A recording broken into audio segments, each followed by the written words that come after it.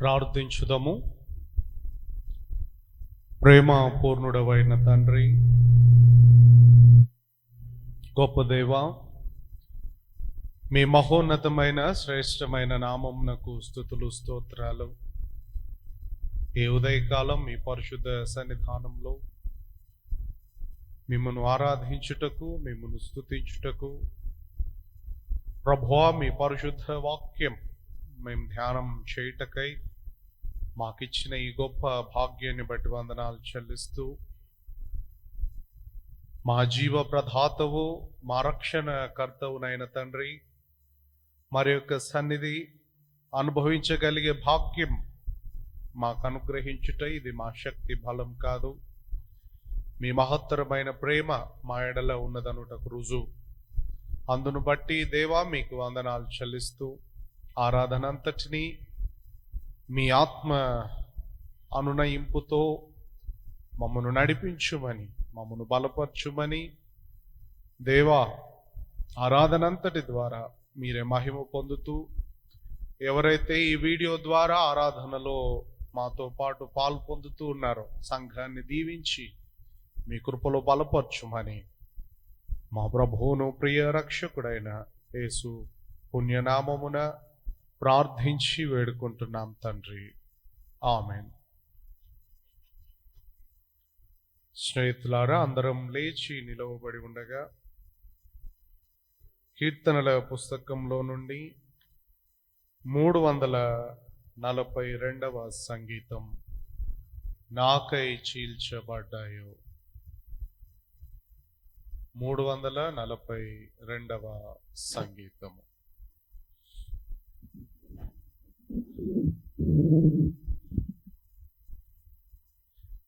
నాకై చీల్చబడ్డాయో నాయదాత నగమా, నిండుడాగి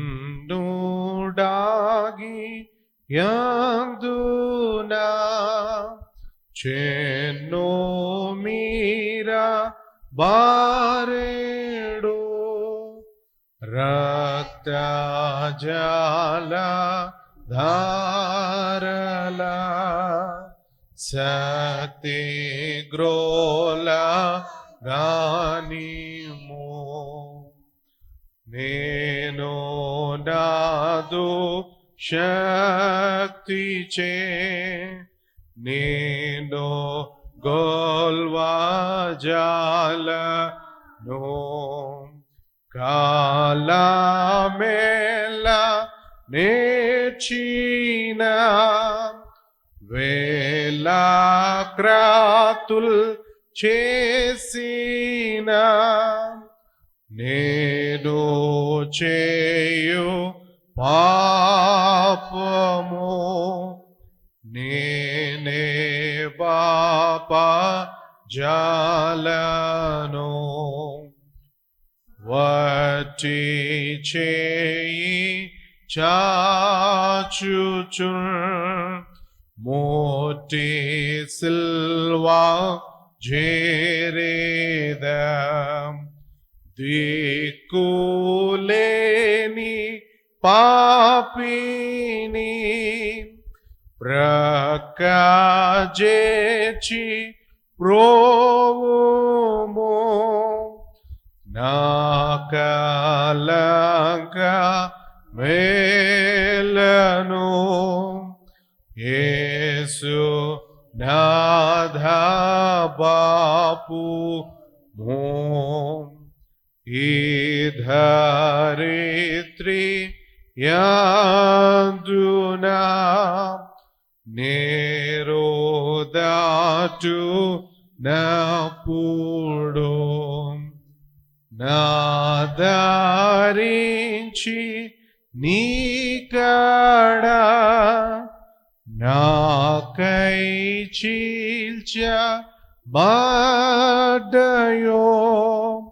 నాయనంత శైలమా, నన్ను జేరా దియుమా.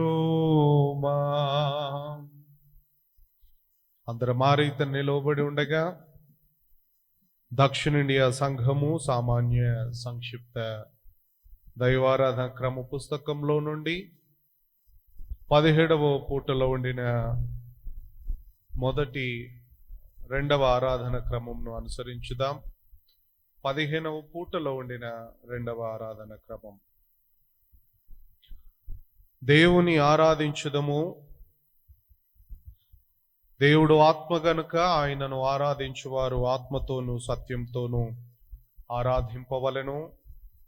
మన తండ్రి అయిన దేవుని నుండి ప్రభువు అయిన యేసుక్రీస్తు నుండి కృపా సమాధానములు మీకు కలుగునుగాక.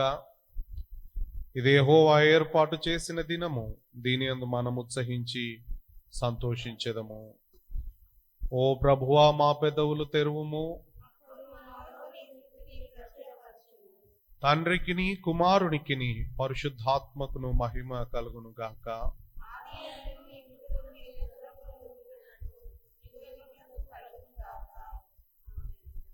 ప్రార్థించుదము. తండ్రివైన దేవా, నీ శక్తి వల్లను జ్ఞానము వల్లను సమస్తమును సృష్టించినందుకును, నీ కుమారుని మా రక్షకునిగా ఇచ్చుట వల్ల లోకమును ఎంతో ప్రేమించినావని రుజువు పరిచినందుకును నిన్ను స్తుతించుచున్నాము.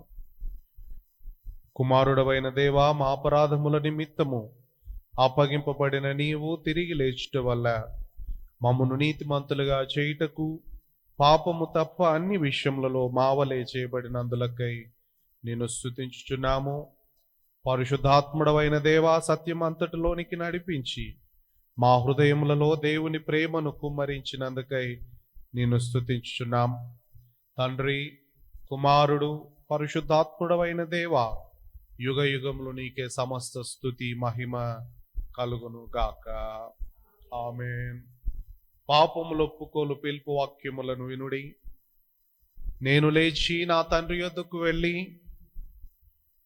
తండ్రి, నేను పరలోకమునకు విరోధముగాను నీ ఎదుటను పాపము చేసి తిని, ఇక మీదట నీ కుమారుడను అని అనిపించుకొనుటకు యోగ్యుడను కాను. మనం పాపము లేని వారమని చెప్పుకున్న ఎడల మనలను మనమే మోసపుచ్చుకుందుము, మరియు మనలో సత్యముండదు. మన పాపములను మనం ఒప్పుకునే ఎడల ఆయన నమ్మదగిన వాడును, నీతిమంతుడు గనుక మన పాపములను క్షమించి సమస్త దుర్నీతి నుండి మనలను పవిత్రులుగా చేయును. మనం మౌనముగా మోకరించి మనలను మనము పరీక్షించుకుందాము.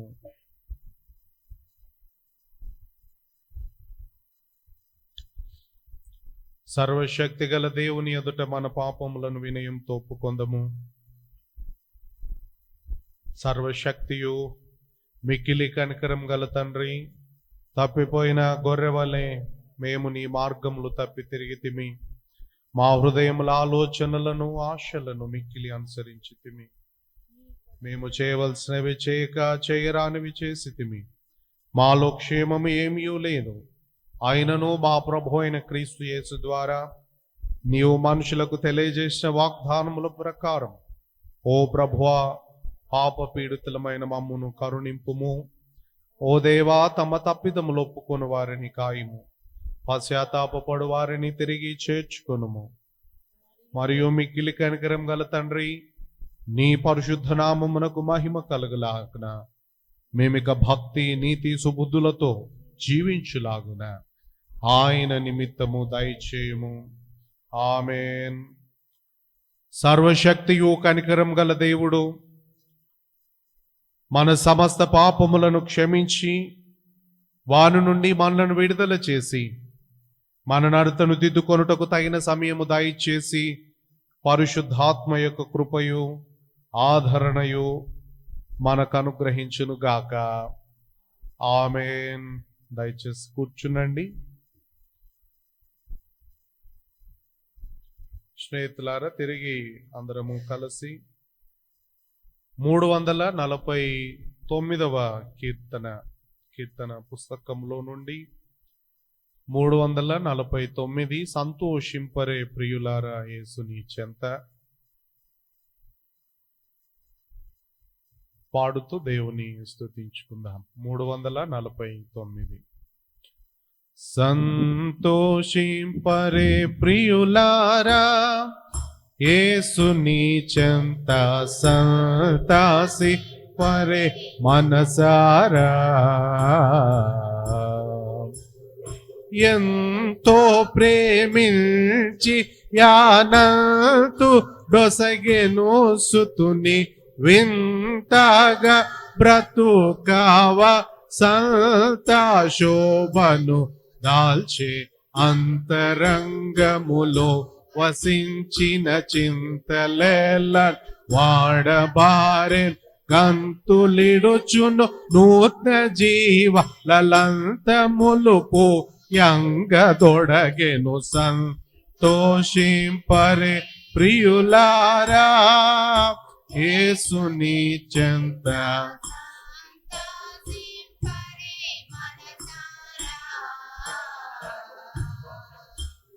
సిలువలో వలరారి నా యేసుని ప్రేమ ఫలించే హృదయవనము నా.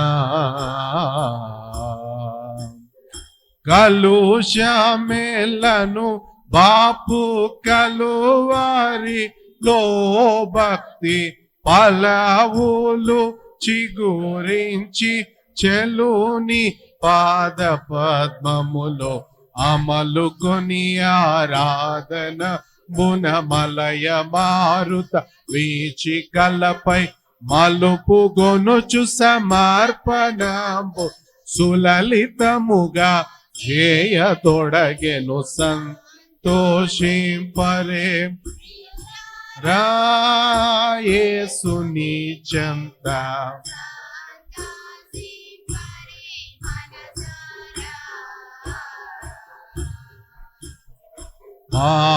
పాపతాపము తొలగేను జీవిత తుఫాను లనియు ನನಗೆ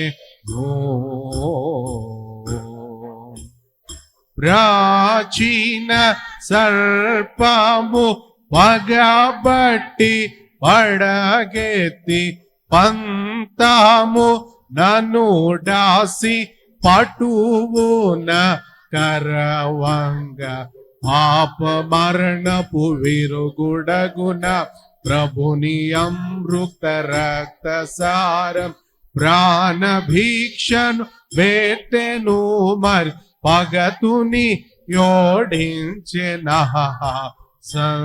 సంతోషింపరే యేసుని చెంత సంత.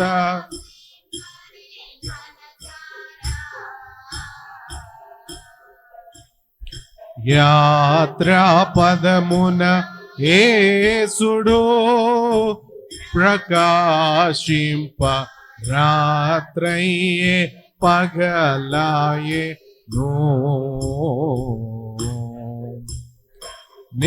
నేత్రములు వికాసింప ధాత్రి నా బసలోప విత్ర వాక్యములో విచిత్ర కృపలను గాంచి గాత్ర వీణను మీటి ముని స్తోత్ర గీతం పాడి పుణ్య క్షేత్ర పదమున ఓవయేసు మిత్రుడై నడిపింపదొడగెను సంతో.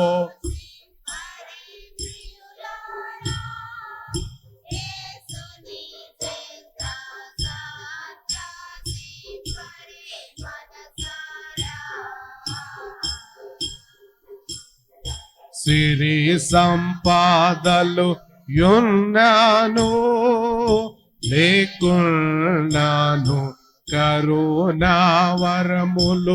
కరుగావు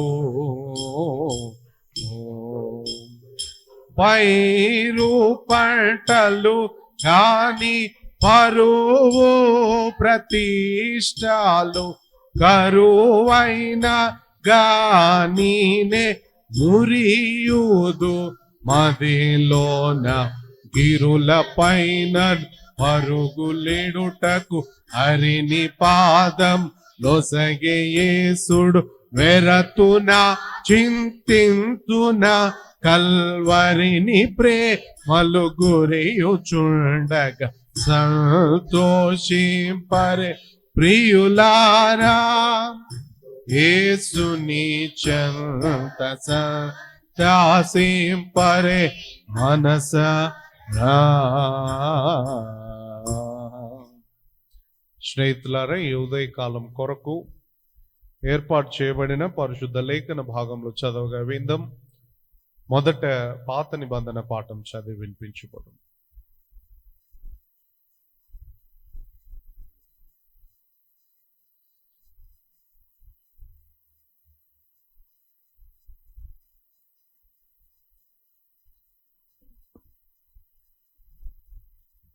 ప్రార్థించుకున్నాను. కృపాభర్తమైన మా గొప్ప తండ్రి, మీ బంగారు పాదాలకు వేలాది స్థితులు స్తోత్రం నాయన. ప్రభా, ఉదయకాల సన్నిధిలో ప్రభా మమ్మల్ని చేర్చి ప్రభా సజీవ లెక్కలో ఉంచిన విధానానికి మీకు స్తోత్రాలు వందనాలు చెల్లించుకుంటున్నాను వేసిన ప్రభా. ఈ ఆరాధన అంతట్లో ప్రభా మీరే మాకు తోడు నీడగా ఉండి సహాయం చేయండి వేసిన ప్రభా. మేము మళ్ళీ తిరిగా ప్రభా సంఘముగా కూడుకొని ప్రభా నిన్ను ఆరాధించటకు ప్రభా మాకు సమయాన్ని దయచేయండి వేసిన ప్రభా. అలాగే ఎక్కడైతే ఈరోజు ఆరాధన జరుగుతున్నావో అంతటా ప్రభా మీ ఆత్మను కుమ్మరించమని ప్రభా ఆరాధన ఆది నుంచి అంతం వరకు ప్రభా మీ చేతులకు అప్పగించి త్వరలో రానటువంటి యేసయ్య నామమున అడిగి వేడుకుంటున్నాం తండ్రి. మొదటి పాఠంగా ఆది కాండము 14వ అధ్యాయము 19 నుంచి 24 వరకు. ఆది కాండము 14:19 నుంచి 24 వరకు. అప్పుడు అతడు అబ్రహామును ఆశీర్వదించి ఆకాశమునకును భూమికిని సృష్టికర్త అయిన సర్వోన్నతుడైన దేవుని వలన అబ్రహాము ఆశీర్వదింపబడుచున్నాడు గాక అనియు నీ శత్రువులను నీ చేతికి అప్పగించిన సర్వోన్నతుడగు దేవుడు స్తుతింపబడును గాక అనియు చెప్పెను. అప్పుడు అతడు అన్నిటిలో ఇతనికి 10వ వంతు ఇచ్చెను. సొదొమ రాజు మనుషులను నాకు ఇచ్చిన ఆస్తిని నీవే తీసుకొనుమని అబ్రహాముతో చెప్పగా అబ్రహాము నేనే అబ్రహామును ధనవంతునిగా చేసినని నీవు చెప్పకున్నట్లు ఒక నూలుపోగైనను చొప్పుల వారైనను నీ వాటిలో ఏదైనను తీసుకొనునని ఆకాశమునకు భూమికిని సృష్టికర్తయగు సర్వోన్నతుడ దేవుడనైన యెహోవా ఎదుట నా చెయ్యి ఎత్తి ప్రమాణము చేసి ఉన్నాను. అయితే ఈ పడుచువారు భుజించినది తప్ప నాతో కూడా వచ్చిన ఆనేరు, ఎష్కోలు, మమ్రే అను వారికి ఏ ఏ భాగములు రావలెనో ఆయా భాగములు మాత్రము వారిని తీసుకొని నిమ్మని సొదొమ రాజుతో చెప్పాడు. ఇంతటితో మొదటి వాక్యం సరే. ఓ దేవా వందనము, ఓ దేవా వందనము, ఓ దేవా వందనము, ఓ దేవా వందనము. ఉత్తర ప్రత్యుత్తర పాఠం చదువుతూ ఉండగా అందరం లేచి నిలువబడి ఉందాము.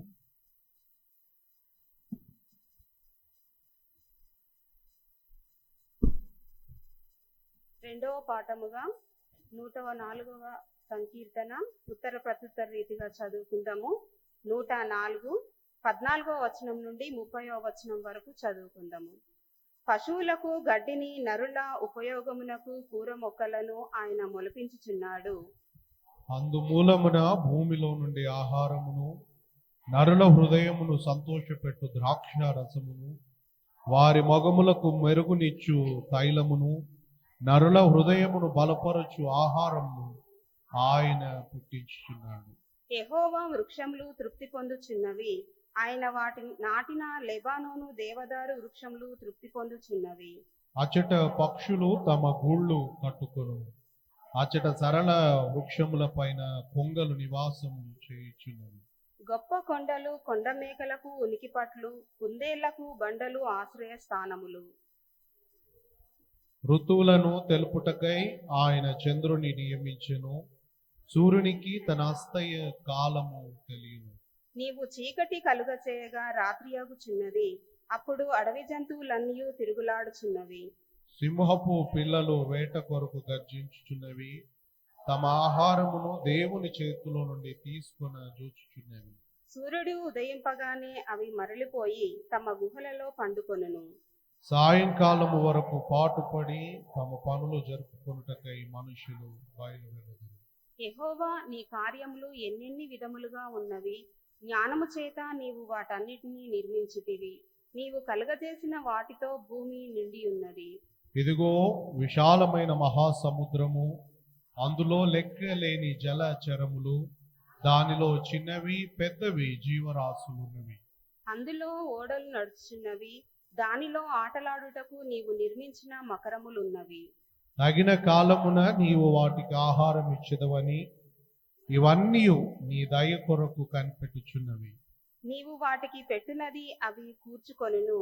నీవు గుప్పిలు విప్పగా అవి మంచి వాటిని తిని తృప్తిపరచబడును. నీవు ముఖము మరుగు చేసుకొనక అవి కలత పడును.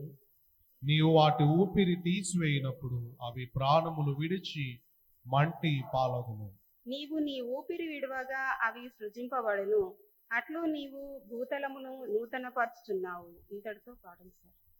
తండ్రి కుమార శుద్ధాత్మకును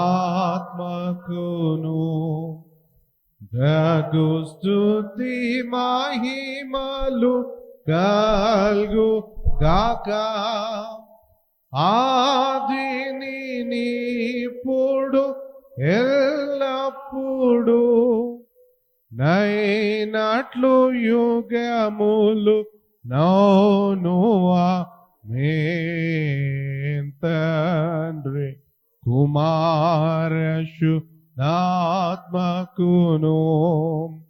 దగు స్తుతి మహిమలు కల్గు గాక ఆమేన్. కూర్చునండి. పత్రిక పాఠం చదివి వినిపించబడు.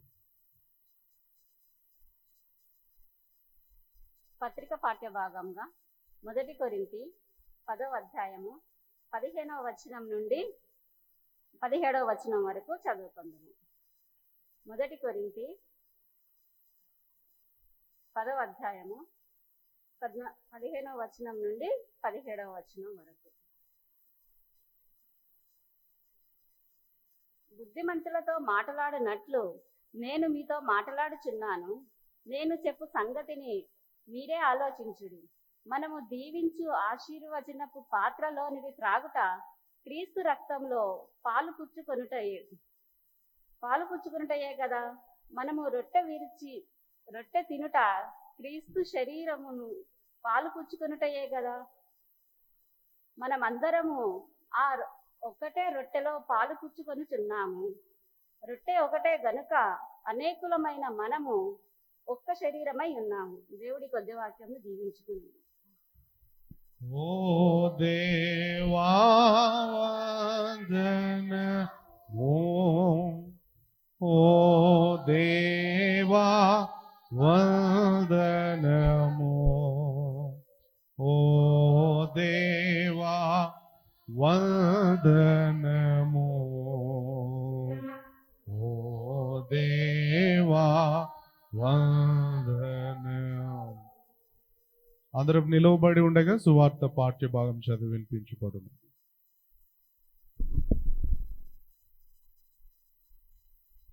ఈ పరిశుద్ధ దినమునకై ఏర్పాటు చేయబడిన సువార్త పాఠ్య భాగము పరిశుద్ధుడైన మార్కు రాసిన సువార్త 14వ అధ్యాయము 12 నుంచి 26 వరకు. మార్కు 14, 12 నుంచి 26 వరకు.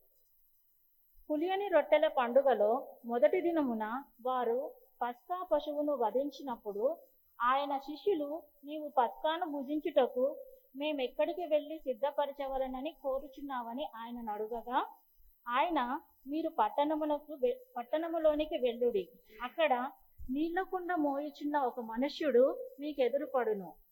వాని వెంట పోయి వాడు ఎక్కడ ప్రవేశించునో ఆ ఇంటి యజమానిని చూచి, నేను నా శిష్యులతో కూడా పస్కాను భుజించుటకు నా విడిది గది ఎక్కడనని బోధకుడు అడుగుచున్నాడని చెప్పుడి. అతడు సామాగ్రితో సిద్ధపరచబడిన గొప్ప మేడగది మీకు చూపించును. అక్కడ మన కొరకు సిద్ధపరచుడని చెప్పి తన శిష్యులలో 2 పంపెను. శిష్యులు వెళ్ళి పట్టణంలోనికి వచ్చి ఆయన వారితో చెప్పినట్టు కనుకొని పస్కాను సిద్ధపరిచిరి. సాయంకాలం అయినప్పుడు ఆయన తన 12 మంది శిష్యులతో కూడా వచ్చెను. వారు కూర్చుండి భోజనము చేయుచుండగా, యేసు మీలో ఒకడు అనగా నాతో భుజించుచున్నవాడు నన్ను అప్పగించునని నిశ్చయముగా మీతో చెప్పుచున్నానని వారితో చెప్పగా, వారు దుఃఖపడి నేనా అని ఒకని తర్వాత ఒకడు ఆయనను అడగసాగిరి. అందుకు ఆయన 12 మందిలో ఒకడే అనగా నాతో కూడా పాత్రలో చెయ్యి ముంచువాడే. నిజముగా మనుష్య కుమారుడు ఆయనను గూర్చి వ్రాయబడినట్టు పోవుచున్నాడు. అయితే ఎవని చేత మనుష్య కుమారుడు అప్పగింపబడుచున్నాడో ఆ మనుష్యునికి శ్రమ. ఆ మనుష్యుడు పుట్టి ఉండని ఎడల వానికి మేలనెను. వారు భోజనము చేయుచుండగా ఆయన ఒక రొట్టెను పట్టుకొని ఆశీర్వదించి విరిచి వారికిచ్చి, మీరు తీసుకొనుడి, ఇది నా శరీరం అనెను. పిమ్మట ఆయన గిన్నె పట్టుకొని కృతజ్ఞతాస్తుతులు చెల్లించి దాని వారికి ఇచ్చెను. వారందరూ దానిలోనిది త్రాగిరి. అప్పుడు ఆయన, ఇది నిబంధన విషయమై అనేకుల కొరకు చిందింపబడుచున్న నా రక్తము. నేను దేవుని రాజ్యములో ద్రాక్షారసము కొత్తదిగా తాగు దినము వరకు ఇకను దానిని త్రాగనని మీతో నిశ్చయముగా చెప్పుచున్నానెను. అంతటా వారు కీర్తన పాడి ఒలీవల కొండకు వెళ్ళిరి. ఇంతటితో 3వ పాఠం సరి. దేవుడిచ్చిన దివ్యవాక్యమిదేను మన కోయన్నలారా, భావశుద్ధిని జేయు ఘన శుభ వర్తమానము దీని పేరు. దేవుడిచ్చిన దివ్యవాక్యమిదేను మన కోయన్నలారా. అందరం కూర్చుని ఉండగా 283వ కీర్తన స్తోత్రార్పణ నర్పింతుము. 283వ కీర్తన పాడిన పిదప దైవ వాక్య సందేశం అందించారు. స్తోత్రార్పణ నర్పింతము, జపధూపము వేసి కీర్తింతము.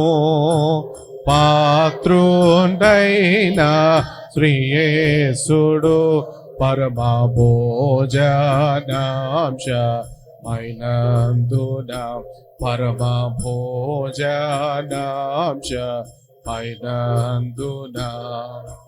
కృతజ్ఞత స్తోత్రంబులన్ దేవ కృపాదంబై చేయుదము. క్షితినాథండు బలినీయగా పుట్టెనూతనంపు నిబంధన, పుట్టెనూతనంపు నిబంధన. పాపములని హరించెను మా ప్రభువగు యేసు సురక్తము. ఏపుగా దీనిని తలంచుచు నిక ఏనడు యేసుని భజింతము. ఇక ఏనడు యేసుని భజింతము. చావు నుండి రక్షించెను సజీవులలో లెక్కించెను. దేవునికి నర్పింతము సజీవార్పణ బలిగను. సజీవార్పణ బలిగను. పుణ్య రక్త శరీరములలో ఆలోందు మనమందరము అన్యులము కనేరము దైవాన్యోన్యము నందినము దైవాన్యోన్యము నందినము మరణశ్రమల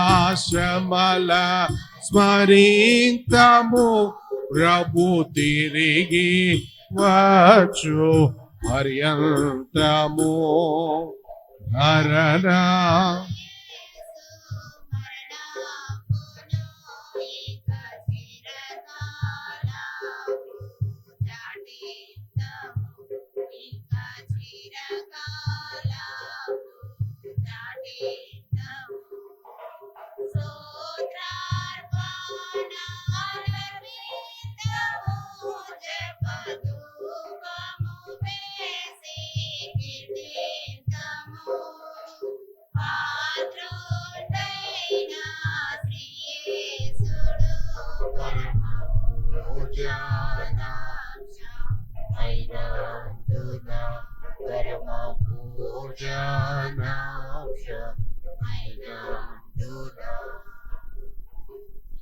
ప్రార్థించుదము. పరిశుద్ధుడవైన తండ్రి, గొప్ప దేవ, ఈ ఉదయకాలం మీ పరిశుద్ధ సన్నిధి పరిశుద్ధ వాక్యం ధ్యానం చేయుటకై మాకిచ్చిన ఈ గురుతర భాగ్యాన్ని బట్టి, బాధ్యతను బట్టి మీకు వందనాలు చెల్లిస్తున్నాం. ఈ మాటలు మా అందరికీ హృదయ ధ్యానమునకు, మా తండ్రి మా చెవులకు వింపైన సుబోధగా ఉండునట్లు, వాక్యం సాతానుడు దొంగిలించకుండునట్లు మమ్ములను మీ ఆత్మ చేత నింపుమని యేసునామమున అడిగి వేడుకుంటున్నాం స్వామి. ఆమేన్.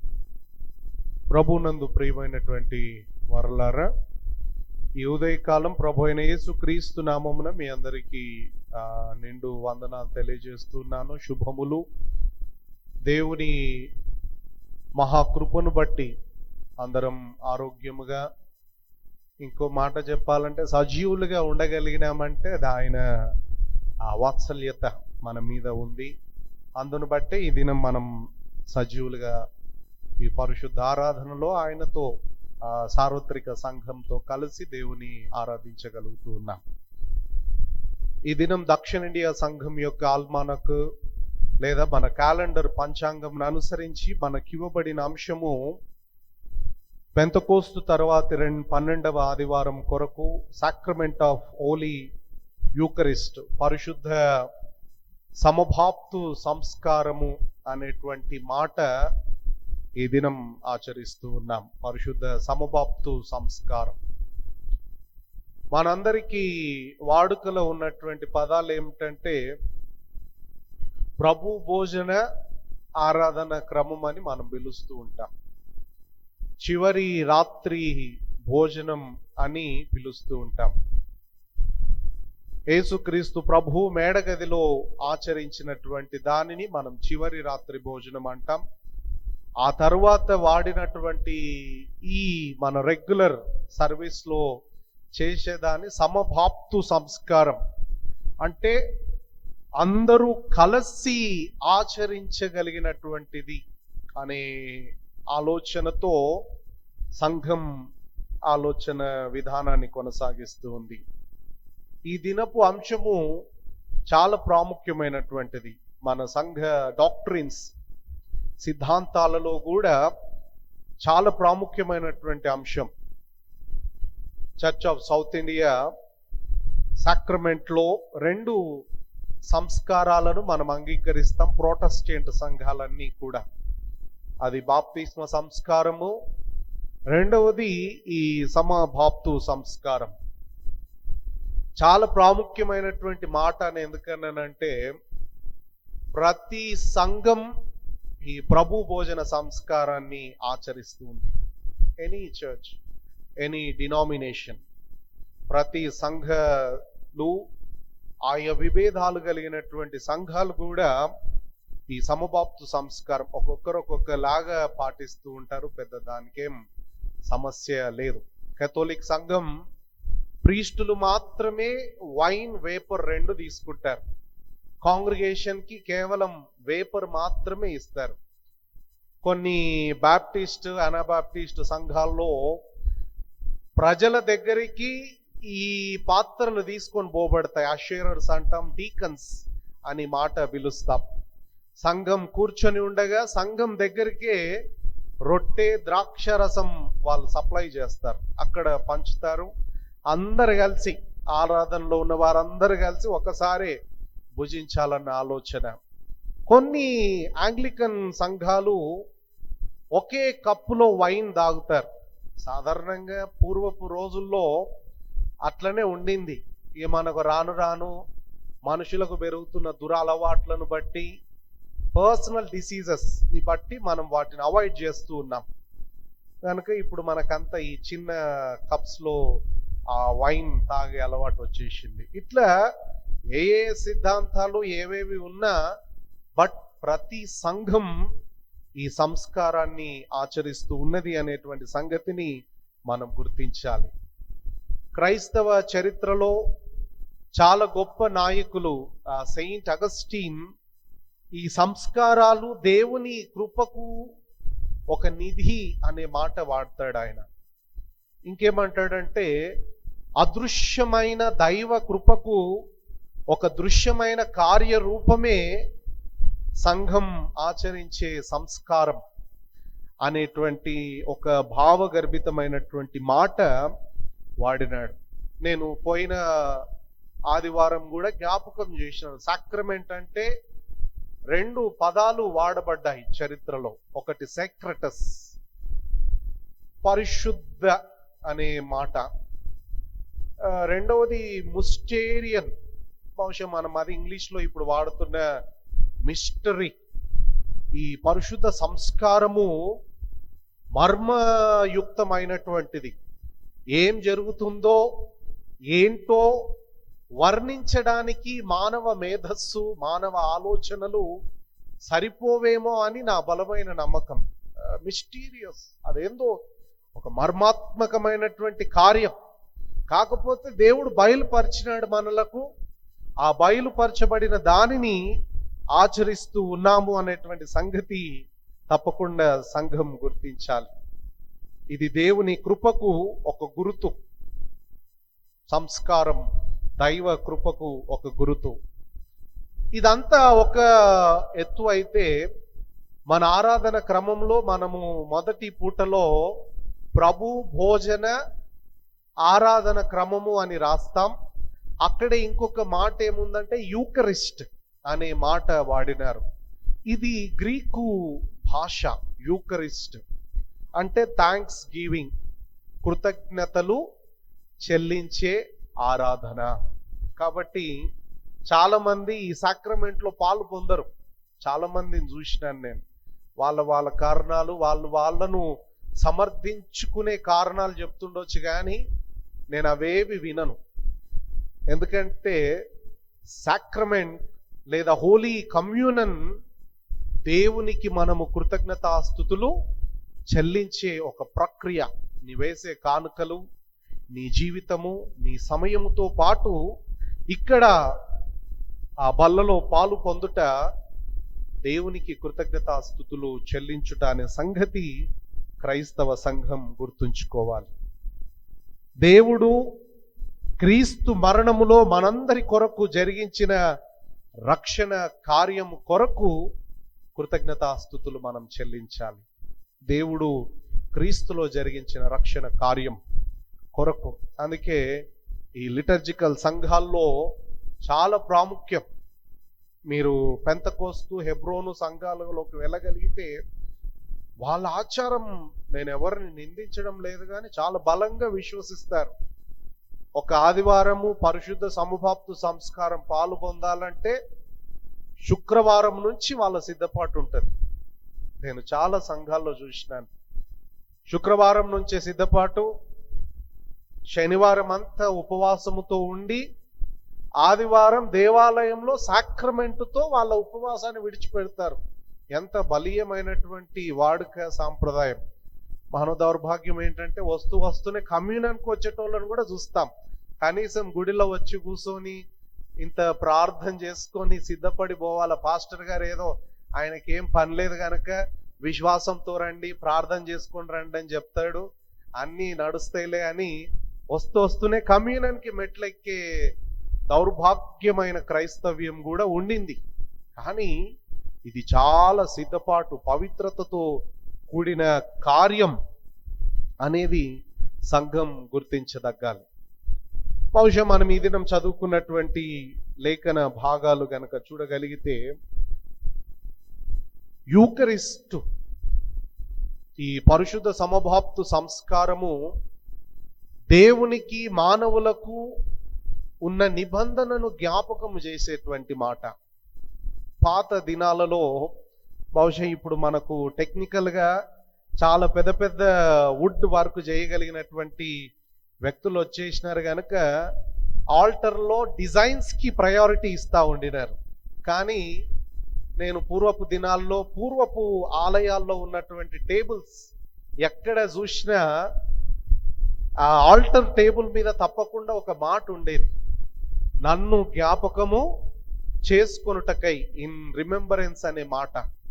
యేసుక్రీస్తు ప్రభు ఆ చివరి రాత్రి భోజనంలో శిష్యులతో, నేను మరలా వచ్చే వరకు నన్ను జ్ఞాపకం చేసుకొనుటకై దీనిని చేయుడి అనేటువంటి మాట తప్పకుండా ఆ పుల్పిట్లో ఉన్న మెయిన్ ఆల్టర్ టేబుల్ మీద ఉండేది.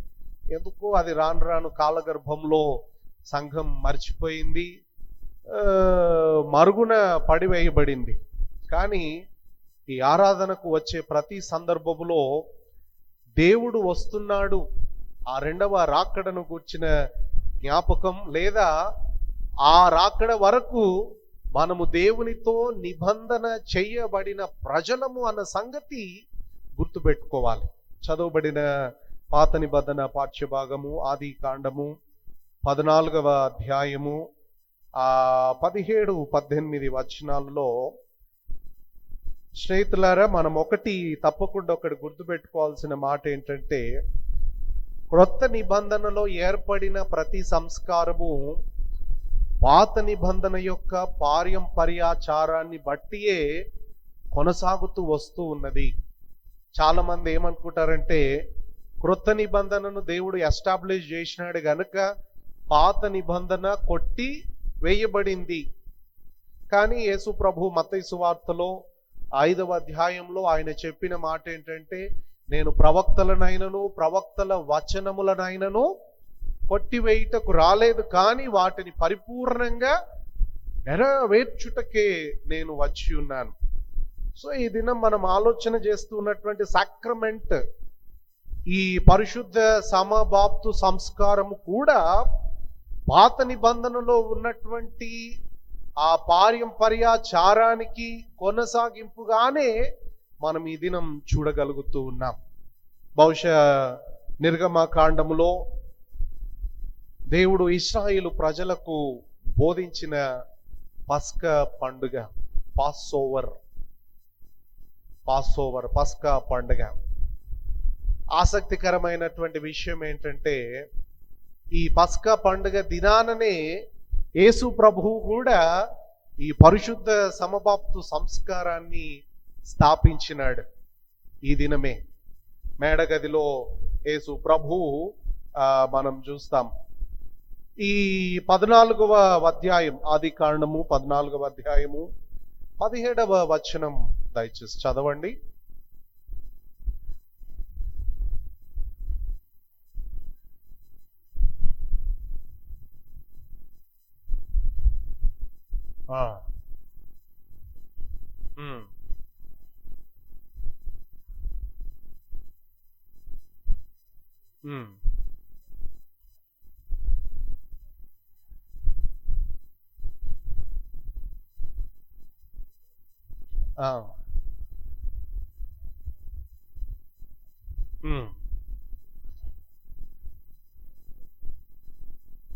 ఇక్కడ మనం చూస్తూ ఉన్నాం, రొట్టెను ద్రాక్ష రసమును తీసుకొని ఈ షాలేము రాజు మెల్కీ జెదక్ అబ్రహాముకు ఇచ్చెను అనే మాట చూస్తూ ఉన్నాం. మెల్కీ సెదెక్ మీద చాలా భిన్న అభిప్రాయాలు ఉన్నాయి. బహుశా అవన్నీ ఇప్పుడు అప్రస్తుతం. కొందరు ఆయనను రకరకాలుగా వర్ణిస్తారు. నా బలమైన నమ్మకం ఏంటంటే తప్పకుండా యేసు ప్రభు యొక్క సాదృశ్యానికి మెల్కీ సెదెక్ వాడబడినారేమో అని. సెదెక్ నీతి న్యాయం, ఆ హీబ్రూ భాషలో సెదెక్ అనగా నీతి న్యాయం. జెదక్ అనే మాట వాడుతూ ఉంటాం మనం ఇంగ్లీష్ ప్రొనౌన్సియేషన్ లో. నీతి న్యాయం. షాలేం, షాలేం అంటే సమాధానం, శాంతి. అలాగే యెరూషలేము అంటే పట్టణం. ఆ పేరు ఎందుకు వచ్చిందంటే ఎరు అనగా సిటీ, షాలేం అంటే శాంతి, యెరూషలేం అంటే శాంతి పట్టణం. ఇక్కడ ఆ మాట మనం చూస్తున్నాం. షాలేము రాజైన మెల్కీ సెదెక్ మానవుడు అయ్యుంటే వేరు అనుకోవచ్చు, కానీ అక్కడ కింది ఇంకొక మాట ఏమనుందంటే అతడు సర్వోన్నతుడైన దేవునికి యాజకుడు. ఈ మాటను బట్టి బహుశా నేను అనుకుంటాను ఆయన మానవ మాతృడు కాడేమో అని నా అభిప్రాయం. ఎవరు ఏకీభవించినా ఏకీభవించకపోయినా బైబిల్లో కొన్ని విషయాల మీద ఎవరికి వారికి పర్సనల్ అండర్స్టాండింగ్ ఉంటుంది. కొందరు ఆయన మనిషే అంటారు. నేనైతే దైవ స్వరూపం దేవుడు దిగి వచ్చి బహుశా అబ్రహామును దర్శించి ఉండుంటాడేమో అని నా బలమైన నమ్మకం. ఎందుకంటే అపోజిట్ పౌలు ఈ మెల్కీ సెదెక్ గురించి రాస్తూ కొన్ని మాటలు అంటాడు. అతడు వంశావళి లేనివాడు, తల్లిదండ్రులు లేనివాడు, పుట్టుట ఇవేవి లేనివాడు అనే మాటలు రాస్తాడు. కాబట్టి ఇవేవి లేనివాడు భూమి మీద దేవుడు ఒక్కడు మాత్రమే. గనక ఈ మెల్కీ సెదెక్ సాక్షాత్తు దైవ స్వరూపం అబ్రహామును దర్శించి ఉండింటదని నా బలమైన నమ్మకం. సరే, అదంతా పక్కన పెట్టగలిగితే ఇక్కడ ఆ మెల్కీ సెదెక్ వచ్చి ద్రాక్షారసమును రొట్టెను అబ్రహాముకు ఇస్తూ ఉండినాడు. ఆశీర్వచనపు అక్కడ రాయబడిన మాట ఏంటంటే ఇవి ఇచ్చినాక చదవండి, ఆశీర్వదించి, అప్పుడు ఆశీర్వదించి అనే మాట వాడుతున్నాము.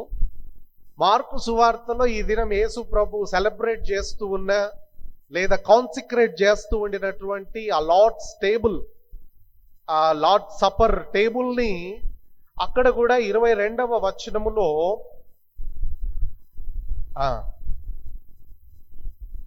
మార్కు సువార్త 14:22 వారు భోజనం చేయుచుండగా ఆశీర్వదించి, ఇక్కడ కూడా మనం ఆ మాటలనే వింటూ ఉన్నాం. అక్కడ ఏమో రొట్టె ద్రాక్షరసమును ఇచ్చి అబ్రహామును ఆశీర్వదించెను. ఇక్కడ యేసు ప్రభు రొట్టెను పట్టుకొని దానిని విరిచి ఆశీర్వదించి వారికి ఇచ్చెను అనే మాట చూస్తూ ఉన్నాం. ఆశీర్వాదము వెనుక దేవుని నిబంధన దాగి ఉన్నది అన్న సంగతిని మనం జ్ఞాపకం చేసుకోవాలి. మీరు అక్కడే చదవగలిగితే ఆదికాండము 15వ అధ్యాయము 21వ వచనము, ఎక్కడైతే ఈ రొట్టె ద్రాక్షారసము సర్వ్ చేయబడిందో అబ్రహాముకు, ఆ తదుపరి దేవుడు అబ్రహాముతో మాట్లాడుతున్న మాట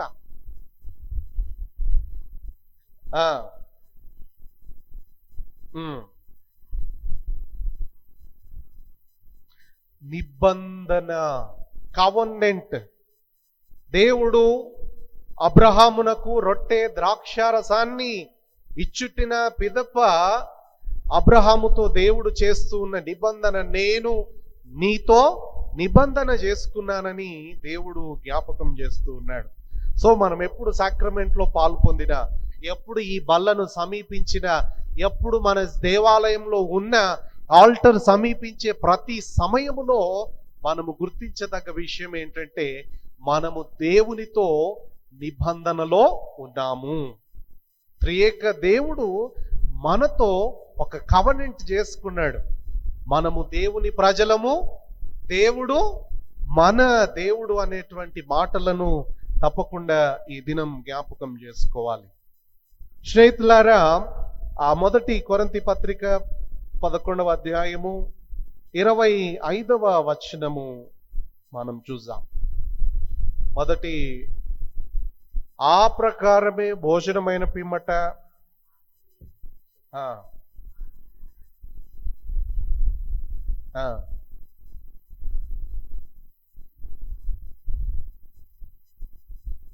బైబిల్లో మీరు చదవండి, చాలా డాక్ట్రిన్స్ ని పౌలు కొరింథీ పత్రికలోనే రాస్తాడు. చాలా సిద్ధాంతాలు మనకు పరిశుద్ధాత్మ సిద్ధాంతము కొరింథీ పత్రికలోనే ఉంటుంది. బాప్తిస్మ సంస్కారపు సిద్ధాంతము కొరింథీ పత్రికలోనే ఉంటుంది. పునరుత్థానపు సిద్ధాంతము కొరింథీ పత్రికలోనే ఉంటుంది. పరూసియా, ఆ రెండవ రాకడను కూర్చిన సిద్ధాంతం కూడా కొరింథీ పత్రికలోనే ఉంటుంది. ఇక్కడ మనం గుర్తించాల్సింది ఏంటంటే, కొరింథీ సంఘం సమస్యలకు నిలయం. పౌలు ఎందుకు అంత విపులంగా తన రచన కొరింథీ సంఘానికి రాయాల్సి వచ్చిందంటే, ఈ కొరింథీ సంఘం ఎడ్యుకేటెడ్, రెండవది ఫైనాన్షియల్ గా వెల్ సెటిల్డ్ సంఘం. డబ్బు ఎక్కువైంది గనుక సమస్యలు మొదలైనాయి, జ్ఞానం ఎక్కువైంది గనుక సమస్యలు మొదలైనాయి. ఆ దినాల్లో మెట్రోపాలిటన్ ఆ స్టేటస్ కలిగినటువంటి సిటీ కొరింథియన్ సిటీ. ఇప్పటికి కూడా చాలా పురాతనమైనటువంటి వారసత్వ సంపద కలిగినటువంటి పట్టణాలలో ఈ కొరింథీ సంఘం చాలా ప్రాముఖ్యమైనటువంటిది. వీళ్ళు ఇంకొక మాట ఏంటంటే, వీళ్ళు జెంటైల్ కాంగ్రిగేషన్, అంటే అన్య క్రైస్తవ సంఘం, యూదా నేపథ్యం లేనటువంటి క్రైస్తవ సంఘం గనుక వాళ్ళ లోపట ఉన్నటువంటి ట్రెడిషనల్స్ ని, అంటే క్రైస్తవ్యంలోనికి రాకమునుపు ఉన్నటువంటి ఆచార సాంప్రదాయాలను క్రైస్తవ్యంతో పాటు కలగలపడం మొదలు పెట్టేసినారు. తప్పకుండా మనం గుర్తించాల్సిన సంగతి ఏంటంటే, బైబిల్లో ఉన్నటువంటి ఇతర మత విశ్వాస సాంప్రదాయాలలో, ఎస్పెషల్లీ మిడిల్ ఏషియా అంటాం మనం, మధ్య ఆసియా ప్రాంతాల్లో ఉన్నటువంటి మత సాంప్రదాయాల యొక్క వాడుక దేవాలయము లేదా దేవుని ప్రాంగణములో, ఆ హోలీ శాంచురీలో 3 రకాల విధానాలు జరిగేవి. ఒకటి, దేవత పేరిట బలులు జరిగేవి. ఆ బలులతో పాటు భయంకరమైనటువంటి భోజన మద్యపాన అలవాటు ఉండేది అక్కడే. రెండవది, ఈ భోజనము మద్యపాన అలవాటుతో పాటు విశృంఖలమైనటువంటి శృంగార వ్యవస్థ కూడా అక్కడే ఉండింది ఆ దేవాలయ ప్రాంగణాలలో. దేవతల పేరిట ఇది దైవ కార్యమని భావించగలిగినటువంటి ట్రెడిషన్ ఈ మిడిల్ ఏషియా రిలీజియన్ కల్చర్లో మనం చూస్తాం. అందుకే ఈ బల్ల కూడా, ఏదైతే క్రైస్తవ్యంలో ఆచరిస్తూ ఉన్నటువంటి ఈ బల్ల కూడా అట్లాంటిదే అని సంఘం భావించి వాళ్ళు అక్కడ ఎట్లుండినారో ఇక్కడ కూడా అట్లుండడానికి ప్రయత్నం చేస్తూ ఉన్నారు. అందుకే పౌలు చెప్తాడు, భోజనం చేయడానికి మీ ఇళ్లల్లో భోజనము లేదా? మీ కడుపులు నింపుకోవడానికి ఈ బల్ల దగ్గరికి రాకూడదు. మీ దాహము తీర్చుకోవడానికి ఇక్కడ ద్రాక్షరస పానము చెయ్యకూడదు. ఎవడు అయోగ్యముగా ఈ పాత్రలో చెయ్యి ముంచుడో వాడు శాపగ్రస్తుడు. భోజనం చేయడానికి, కడుపులు నింపుకోవడానికి. మనకంటే ఈ టెక్నికల్ గా ఇప్పుడు వచ్చేసి వేపర్, ఏదో చిన్న వేపర్ ఇస్తా ఉన్నాం. అప్పుడు అట్లా లేదు. తప్పకుండా వాళ్ళు రొట్టెలు చేసి అక్కడ పెట్టాల్సిందే. ఎంతమంది వస్తారో తెలియదు గనుక రొట్టెలు చేసి పెట్టాలా, ద్రాక్షరసం పిండి అక్కడ పెట్టేది. పెట్టగానే ఆరాధనకు చాలా మంది నాయకులు వీళ్ళంతా ఏం చేసేవారట, వచ్చి ముందుగానే గబా గబా ఆ రొట్టెలన్నీ ఖాళీ చేసేవారు. తర్వాత వచ్చే సెకండరీ పీపుల్ కి ఈ రొట్టె ద్రాక్షరసం అందుబాటులో లేకుండా వీరిక్కడ దేవాలయాలలో కడుపులు నింపుకునేంత దౌర్భాగ్యమైనటువంటి పరిస్థితి కొరింథీ సంఘంలో ఉండింది. గనుకనే పౌలు జ్ఞాపకం చేస్తున్నాడు, ఇదిగో ఇది ఆశీర్వచనపు పాత్ర, ఇది దేవుని రక్తం, దేవుని యొక్క శరీరం. ఆ విరువబడుతూ ఉన్నటువంటి రొట్టె ఆయన నలగగొట్టబడిన శరీరానికి సాదృశ్యం.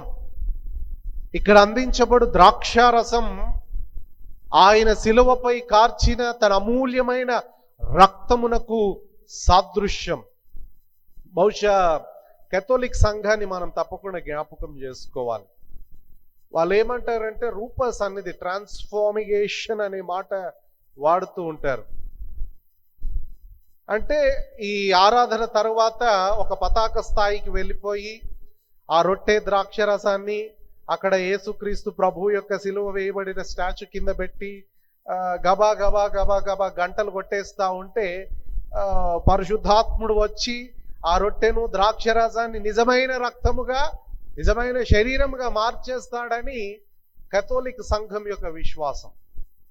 కానీ ప్రొటెస్టెంట్ సంఘం అట్లా నమ్మదు. ఎందుకంటే ఆ దినాల్లో ఆరాధనలో అనౌన్స్ చేస్తూ ఉండిరి, ఇది మీ కొరకే చిందింపబడుతున్న రక్తము, నా శరీరం. అంటే లౌకిక సమాజం ఏమనుకుందంటే క్రైస్తవులు నరమాంస భక్షకులేమో, ఈ ఆలయాల్లో వీళ్ళు మనుషులను కోసుకొని తిట్టరా ఏమి అనే ఆ భయంకరమైన అపవాదం మొదలైంది.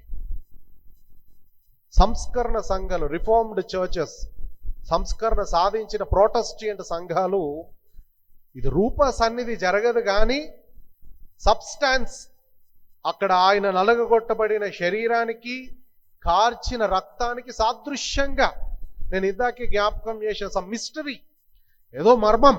ఆ మర్మం ఏంటి అనేది మనం ఊహించలేము కానీ మర్మాత్మకంగా పరిశుద్ధ ఆ ఎలిమెంట్స్ని దేవుడు మారుస్తూ ఉంటాడు ప్రతిష్ట చేయబడుతూ ఉండగా. సేవకుడు అందుకే ప్రతి సంస్కారపు ఆరాధనలో అక్కడ యేసు ప్రభు ఏ ఏ మాటలు పలికాడో ఆ మాటలు మనం జ్ఞాపకం చేసుకుంటాం. సేవకుడు రొట్టెను పట్టుకొని ఆ భోజనమైన పిమ్మట ఆయన రొట్టెను పట్టుకొని దాన్ని విరిచి కృతజ్ఞతాస్తుతులు చెల్లించి వారికిచ్చి, ఇది మీరు తీసుకొని తినుడి, మీ కొరకును అనేకుల కొరకును చిందింపబడచ్చు. అంటే ఆ మాటలు ఎప్పుడైతే ఆయన ఎస్టాబ్లిష్ చేసినాడో, స్థాపించినాడో, ఆ దినము దాని యొక్క అవసరత, దాని అగత్యత గురించి ప్రతిరోజు మనం జ్ఞాపకం చేసుకోవాలి. అంటే నిబంధన, ఏదో ఒక నిబంధన, దేవుడు మనతో ఉన్నాడు అన్న సంగతి మర్చిపోకూడదు. అదే కొరింథీ పత్రిక 11వ అధ్యాయం 27వ వచనాన్ని చదవండి.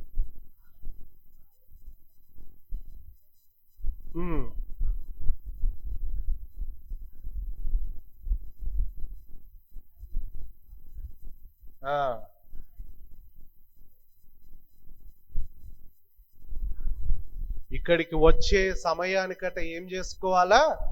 పరీక్షించుకోవాలి. సంస్కారం తీసుకుంటాం, గుడి బయటకు పోగానే మన అక్క సంత బయట పెట్టేస్తాం. మళ్ళీ ఎవరి మీద ఏ కోపాలు ఉన్నాయో, ఏ తాపాలు ఉన్నాయో అయోగ్యముగా. చాలా మంచి ఆ తెలుగు ట్రాన్స్లేషన్ ఆనందరాయులు చాలా చక్కటి తెలుగు ట్రాన్స్లేషన్ చేసినాడు ఆ దినాల్లో. అయోగ్యముగా, ఆ అర్హత లేకుండా బల్లను సమీపించకూడదు. ఈ బల్లలో పాల్గొందినామంటే అన్నీ మరచి పోవాల్సిందే. అక్కడికి రాక మునిపే కదా మనం ఆ బల్లలో పాలు పొందుటకు యోగ్యతగా వినయ సామీప్య ప్రార్థన అని చెప్తాం. అంటే మన బలహీనతలు ఒప్పుకొని దేవుని కృప కొరకు ప్రార్థన చేస్తాం. కనికరం కలిగిన దేవా, మేము మా స్వనీతిని గాక నానా విధములైన నీ గొప్ప కనికరములని నమ్ముకొని ఈ నీ బల్ల యొద్దకు రా తెగించితిమి. చాలా చక్కటి మాట, రా తెగించితి. అంటే మనకు అర్హత లేకున్నా దేవుడు కృపాభరితుడు, దేవుడు కరుణామయుడు, అనంత కరుణామయుడైనటువంటి దేవుడు గనక తెగిస్తున్నాము మేము రావడానికి అనే ఆ వినయ సామీప్య ప్రార్థన, ఆ యోగ్యత సంపాదించుకోవాలి. అంతేగాని సాక్రమెంట్ తీసుకునేంతసేపు ఏదో పూనకం వచ్చినట్లు పరిశుద్ధాత్మ అని తర్వాత కాగానే మళ్ళా పాత సంగతులన్నీ తోడుకొని ఏదో తెలంగాణలో ఏదో సామెత అంటూ ఉంటారు, మంగళూని పేట దవుతున్నట్ట అన్ని వెంట్రుకలు వెళ్ళినాయి అన్నట్టు. మనం సంస్కారం కూడా ఆచారానికే ఏదో ఇక ఇక్కడ తీసుకోవాలి కనుక ఇస్తున్నారు, అదొక వెరైటీ టేస్టు, ఇట్లా తీసుకునే వాళ్ళు కూడా ఉన్నారు. జాగ్రత్త సుమి, ఎవడు అయోగ్యముగా పాలు పొందునో, మీరు ఎప్పుడైనా ఇంటికాడ ఖాళీగా ఉన్నప్పుడు చదువుకోండి ఆ మిగతా భాగం. మరణమగుచున్నారు అని కూడా రాస్తాడు అక్కడ. మీ శరీరాలు బలహీనమవుతున్నాయి, మీకు మరణం కూడా అయోగ్యముగా ఇక్కడ పాలు పొందుతున్నట్టు బట్టి మరణం మీకు సంభవిస్తూ ఉన్నది అని దేవుని వాక్యం జ్ఞాపకం చేస్తుంది. ఇక రెండవది, యూకరిస్తు మానవ పాపములకై క్రీస్తు శిలువపై చేసిన ఒక బృహత్తర కార్యం ఈ పరిశుద్ధ సమభాప్తు సంస్కారం. శిలువపై ఆయన చేసిన ఒక బృహత్తరమైనటువంటి కార్యానికి సూచన.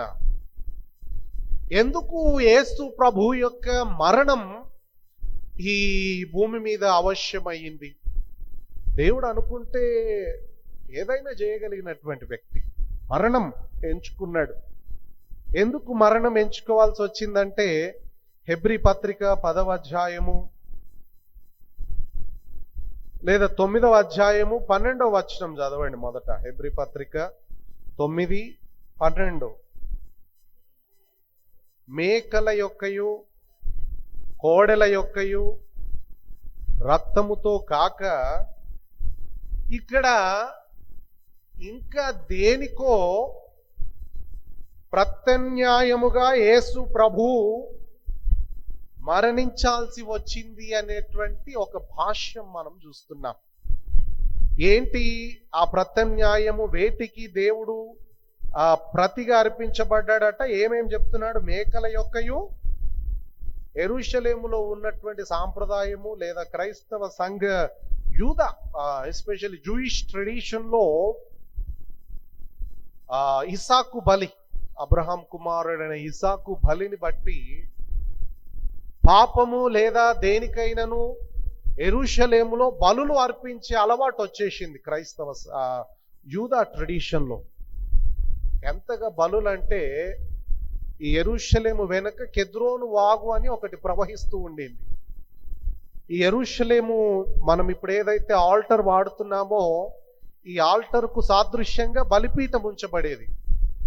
కాంగ్రిగేషన్ వచ్చి వారి కోడెలను, మేకలను, పేదవారైతే గువ్వలు, పావురాల జతలను తీసుకుని వస్తే అక్కడ బలి ఇయ్యడంతో ఈ రక్తము కారి కారి కెద్రోను వాగంతా కూడా ఎర్రటి నీళ్లుగా మార్చబడ్డాయి. ఒక వాగు ఎర్రగా మార్చబడింది అంటే ఇమాజిన్ చేయండి, యెరూషలేములో అనునిత్యము ఎంత భయంకరమైన పశువు, జంతు, పక్షి వధ జరుగుతూ ఉండిందో. పాపం చేస్తున్నారు, ఏముందో యెరూషలేములో పోయి ఒక బలి అర్పిస్తే అంత క్లీన్.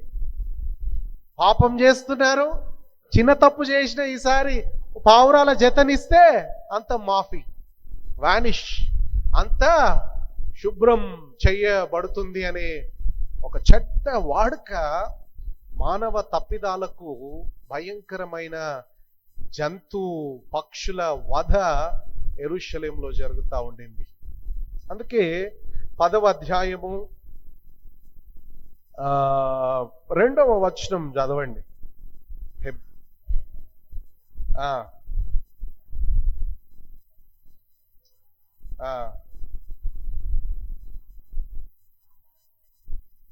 ఇక్కడ యాజకుని గురించి కూడా మాట రాస్తున్నాడు. నేను కొన్ని సంఘాల్లో చూసిన విచిత్రమైనటువంటి సందర్భాలు ఏంటంటే, 2 సంఘటనలు. ఒకటి, వేరే డినామినేషన్కు పోయినాక మనం సాక్రమెంట్ తీసుకోం, ఇది మా ట్రెడిషన్ కాదు అని, ఇదొక విధానం. రెండవది, కొంతమంది వ్యక్తులు సాక్రమెంట్ తీసుకొని వాళ్ళని నేను అడిగినాను చర్చెస్లో అక్కడిక్కడ, ఎందుకు తీసుకోలేదు అని. పాస్టర్ గారితో నాకు గొడవ, నేను తీసుకోను, ఈయనిస్తే నాకు నచ్చదు, ఎవరు ఆయన ఎవరు ఇచ్చేదేంది, నువ్వు తీసుకునేదేంది, ఇది దైవ కార్యం, ఎవరు ఏంటి మనుషులను కాదు మనం ఇక్కడ హోలీ సాక్రమెంట్లో చూడాల్సింది. దేవుడు, ఆత్మరూపి అయిన దేవుడు అధ్యక్షత వహించి జరిగించేది ఇది. బళ్ళు ఇచ్చేదే అందుకు. దేవాతి దేవుడు చనిపోవాల్సిందే అందుకు. చదవండి ఇంకా కిందికి.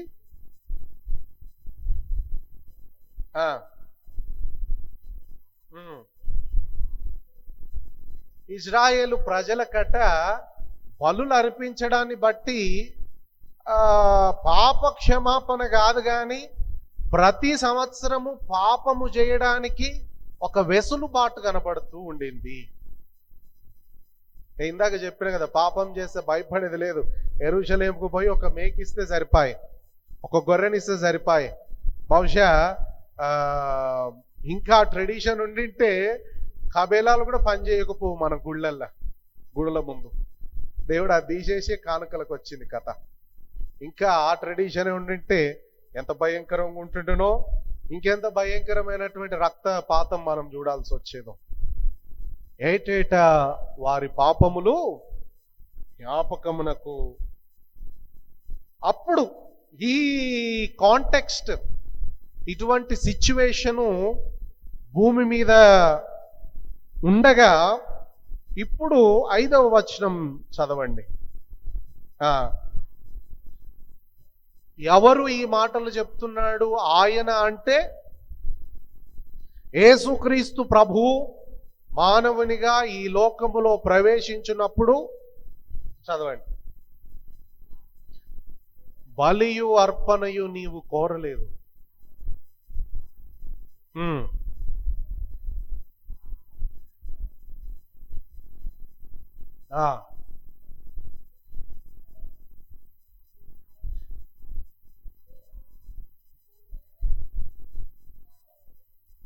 ఎందుకు అట యేసు ప్రభు ఈ లోకానికి రావాల్సి వచ్చింది? గ్రంథపు చుట్టలలో ఆయన గురించి చెప్పబడిన మాటలు నెరవేర్చుటకై ఆయన వచ్చి ఉన్నాడు. ఇవన్నీ ఆయన శ్రమ పడడం, సిలువ వేయబడడం, ఆ రక్తము కార్చడం, శరీరం నలగగొట్టబడడం, ప్యాషన్ ఆఫ్ ద క్రైస్ట్ మనం చూస్తాం. నేనైతే చాలా ఏడిచిన ఆ సినిమా ఫస్ట్ టైం చూసినప్పుడు. ఆ దెబ్బలు యాక్టింగ్ చేస్తా ఉన్న సినిమా అని తెలిసిన ఆ వధ, ఆ వేదన వర్ణనాతీతం. ఆయన ఆ డైరెక్టర్కి ఒక క్రిస్టియన్ బిలీవర్కి జరిగిన ఒక కన్వర్జేషను చాలా వరల్డ్ పాపులర్ అయింది. ఒక ఆమె ఆ సినిమా చూసి, ఎందుకు మీకు ఈ సినిమా తీయాలనిపించింది, ఎందుకు ఈ క్రూసిఫిక్షన్ సీన్ ఇంత భయంకరంగా చేసినారు, మా హృదయాలు పగిలిపోయినాయి అని ఆమె మెసేజ్ పెడితే ఆ డైరెక్టర్ రిప్లై ఇచ్చిన మాట ఏంటంటే, అమ్మ, నేను రీసెర్చ్ చేసి నేను స్టడీ చేసిన దాంట్లో కనీసము ఒక 50% కూడా నేను తీయకపోయి ఉంటానని నా నమ్మకం. యేసు ప్రభువు ఇంతకు మించి వేదన పడిడు, ఇంతకు మించి గాయపరచబడ్డాడు, ఇంతకు మించి ఆయన మన పాపముల కొరకై నలుగగొట్టబడ్డాడు అని ఆ మాటలు. ఆయన తన శరీరమును గ్రంథపు చుట్టలలో రాయబడిన ప్రకారం జరిగించుటకై ఆయన వచ్చి ఉన్నాడు. ఇప్పుడు మనం మళ్ళా 9వ అధ్యాయము 14వ వచనము.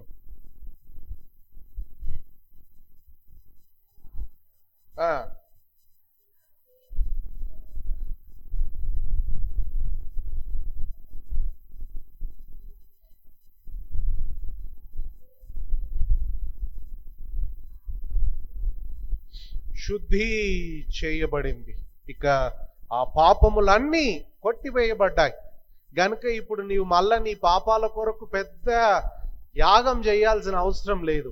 యేసుక్రీస్తు ప్రభువు రక్షకుడని అంగీకరిస్తే, ఆయనే దేవుడని ఒప్పుకుంటే చాలు, ఆయనే దైవమని హృదయపూర్వకంగా గ్రహించగలిగితే చాలు.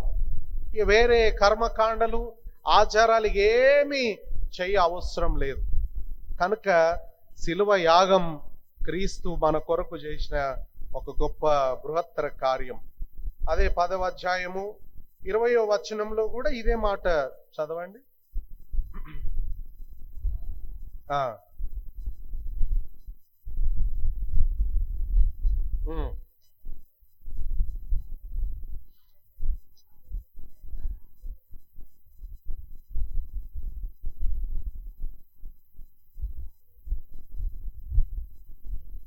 ఏంటట ఈ సిలువ కార్యము లేదా ఇక్కడ స్థాపించిన నూతన నిబంధన సంబంధమగు కార్యమట మనము ఆయన శరీరమును తెర ద్వారా ఏర్పరచబడిన మార్గమున పరిశుద్ధ స్థలమందు ప్రవేశించుటకు మనకు ధైర్యము కలిగి ఉన్నది.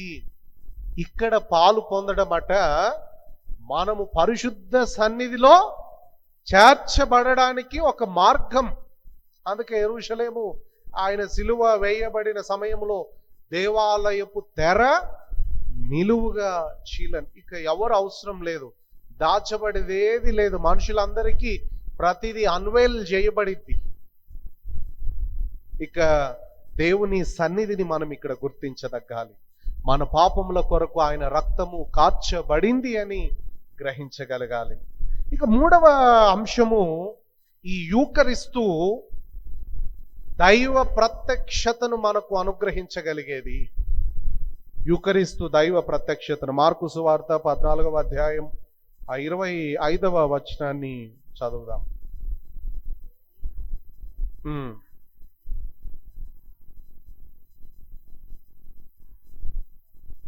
యేసుక్రీస్తు ప్రభు పస్కా దినాన ఈ హోలీ సాక్రమెంట్, హోలీ కుర్బానా అంటాం, దైవార్పితం.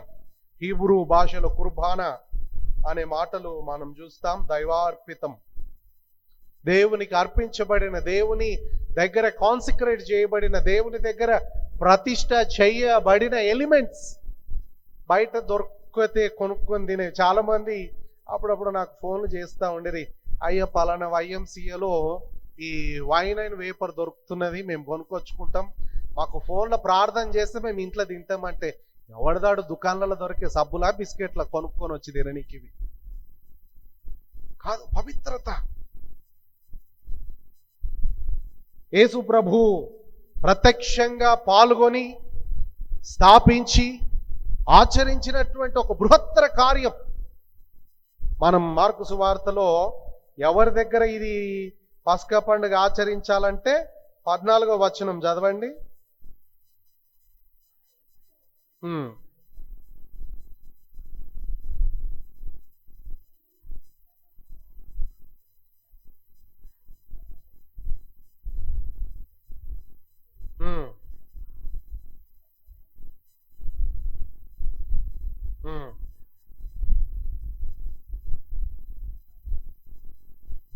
పెద్ద సామాగ్రి గల, మనం అప్పుడప్పుడు కొంచెం రాంగ్ ఇంటర్ప్రిటేషన్ చేస్తూ ఉంటాం.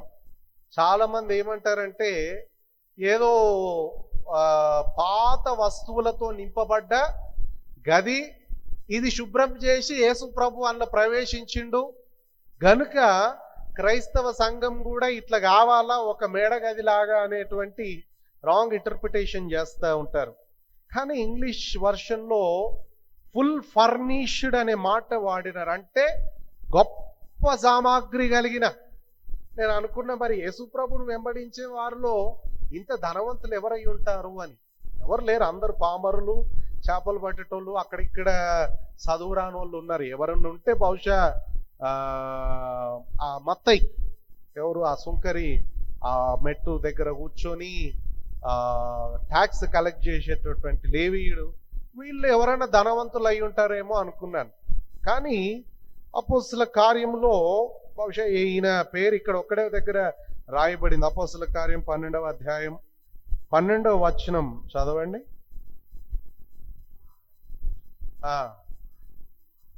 మార్కు అను మారు పేరు గల యేసు ప్రభువును వెంబడించినటువంటి మరియలలో ఈ మరి ఒక్కతి. బహుశా ఈమె ధనవంతురాలు అయి ఉంటుంది. ఆమె కుమారుడు ఈ జాన్ మార్క్. మనం అప్పుడప్పుడు పేర్లు పెట్టుకుంటా ఉంటారు, జాన్ మార్క్ అని.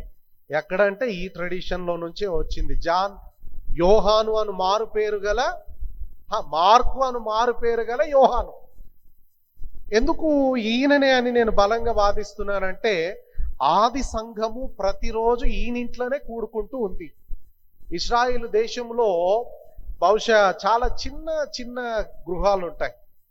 ధనవంతులకు మాత్రమే పెద్ద పెద్ద విలాసవంతమైనటువంటి గృహాలు ఉంటాయి. సో ఈయన ధనవంతుడు, ఆది సంఘం ఏర్పడిన దినము నుండి యేసు ప్రభు ఏ దినమైతే హోలీ సాక్రమెంట్ ఇక్కడ ప్రతిష్ఠ చేసినాడో ఆ దినము నుంచి ఆది సంఘం ఇక్కడ రొట్టె ద్రాక్షరసము విరుచుటకు కూడుకుంటూ ఉండినారు. ఎందుకంటే అక్కడ యేసు ప్రభు ఉన్నాడు అనేటువంటి బలమైన నమ్మకం. జాన్ మార్క్ ఇంటిలో ఇక్కడ ఆ 25వ వచనాన్ని మనం చూస్తే, దేవుని రాజ్యములో ప్రవేశించు వరకు. సాధారణంగా మనం ఏం చెప్తామంటే యేసు ప్రభు అబ్రహాము రొమ్మున కూర్చొని ఉన్నాడు అనే మాట వాడుతూ ఉంటాం. కానీ అపోస్తుల కార్యములు 7వ అధ్యాయము 55వ వచనం,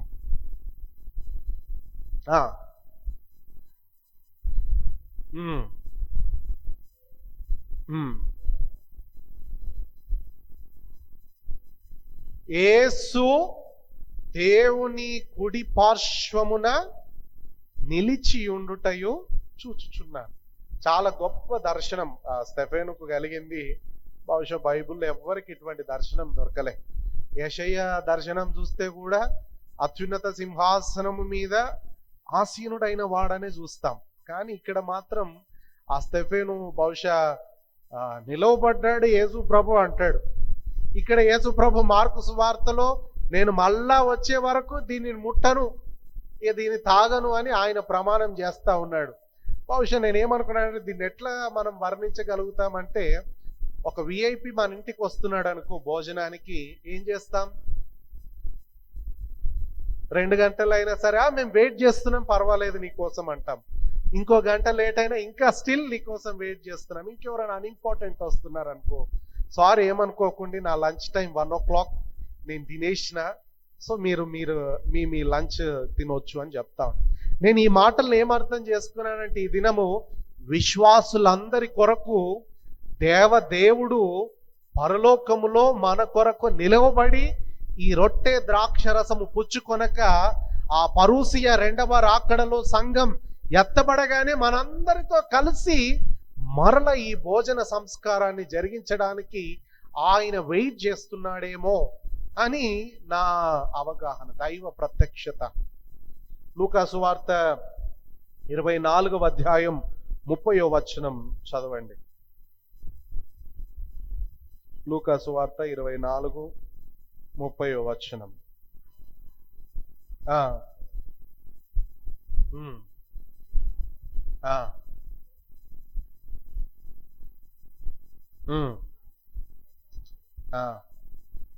ఏం జరిగిందట? ఎమాయిస్ మార్గంలో యేసు ప్రభు రొట్టెను విరిచి వారికి ఇవ్వగా వారి కనులు తెరవబడి వారు ప్రభువును గుర్తుపట్టిరి.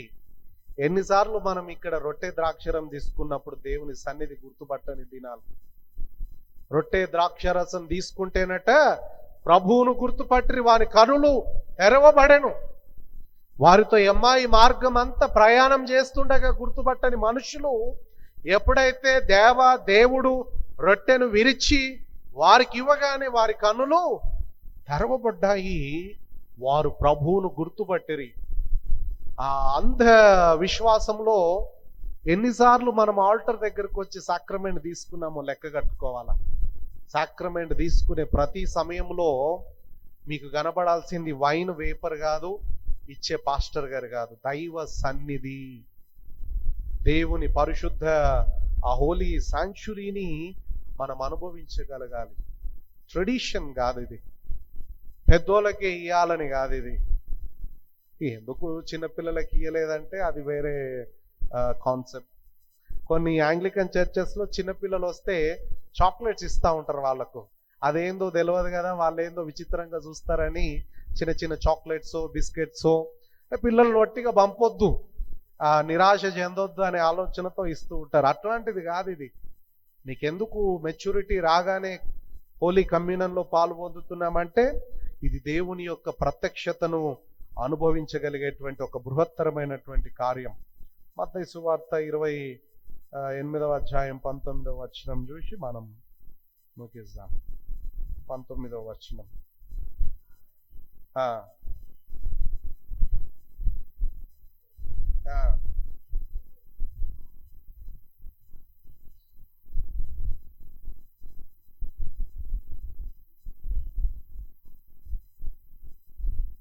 ఏ ఏ సంగతులను మీకు ఆజ్ఞాపించితినో ఆ సంగతులలో అత్యంత ప్రాముఖ్యమైనది యూకరిస్ట్. ఏ ఏ సంగతులు నేను మీకు ఆజ్ఞాపించితినో వాటన్నిటినీ చదవండి. ఎప్పటి వరకు? యుగ సమాప్తి జరుగు వరకు ఈ ఆరాధనల్లో హోలీ సాక్రమెంట్ ఆగకూడదు అనేటువంటి ఒక బలమైన నిర్ణయం దేవుని కట్టడ. కాకపోతే కొంత విచారకరమైనటువంటి పరిస్థితి ఏంటంటే ఈ కరోనా వల్ల సాక్రమెంట్ ఇవ్వలేకపోతున్నాం. సో దేవుడు అన్ని ఎరిగిన వాడు, తీసుకోకపోవడము ఈ పరిస్థితుల గుండా బహుశా అది మనకు క్షేమము, మేలు. తీసుకోవడం వల్ల జరిగే అనర్థాల కంటే దేవుని వైపు చూడగలుగుతూ, దేవునికి మనము జవాబు చెప్పగలుగుతూ, ప్రస్తుత పరిస్థితులన్నిటిని బట్టి తీసుకోకపోవడము సంఘానికి క్షేమకరం. గనుకనే చర్చెస్లో హోలీ సాక్రమెంట్ నిలిపి వేయడం జరిగింది. దీన్ని మీరు పెద్ద విశాల దృక్పథంతో ఆలోచన చేయాల. ఎందుకంటే దావీదు ఆకలి వేస్తే సన్నిధి రొట్టెలు తిని జీవము బ్రతికించుకోగలిగినాడు. దేవుడు ప్రతి పరిస్థితిని అర్థం చేసుకోగలిగిన దేవుడు. ఇక్కడ తీసుకోకపోవడము ఇప్పుడు అపరాధంగా కాదు, కానీ పరిస్థితులకు తగ్గట్టుగా మనము జీవించాలి, మన నడవడికను మార్చుకోవాలని బైబిల్ జ్ఞాపకం చేస్తుంది. కాబట్టి సంఘం సాక్రమెంట్ గురించి ఆలోచిస్తూ ఉండగా, అయ్యో మేము తీసుకోక చాలా రోజులు అయిపోయిందే, మేము తీసుకోక ఇన్ని దినాలు అయిపోయింది అనే భారభరితమైన హృదయంతో ఉండకూడదు. దేవుడు వెయిట్ చేస్తున్నాడు మన కోసం అక్కడ. ఇక్కడ కంటే ఆ దినమున అక్కడ తీసుకోబోయే సాక్రమెంట్ ఇంకా గొప్పది. దాని కొరకు మనము ఆ నిరీక్షణ, విశ్వాసం కలిగిన వారంగా ఉండుటకు పరిశుద్ధాత్ముడు తన సన్నిధి మనందరికీ దయచేయును గాక. ఆమేన్. ప్రార్థన చేద్దాం. ప్రేమ పూర్ణుడవైన దేవా, గొప్ప తండ్రి, మీ పాదములకు స్తుతులు, స్తోత్రాలు. ఈ మధ్యాహ్న కాల సమయము ఈ పరిశుద్ధ సమబాప్తు సంస్కారం కూర్చున్నటువంటి వాక్య ధ్యానం జరిగించుటకై మాకు ఇచ్చిన భాగ్యాన్ని బట్టి వందనాలు.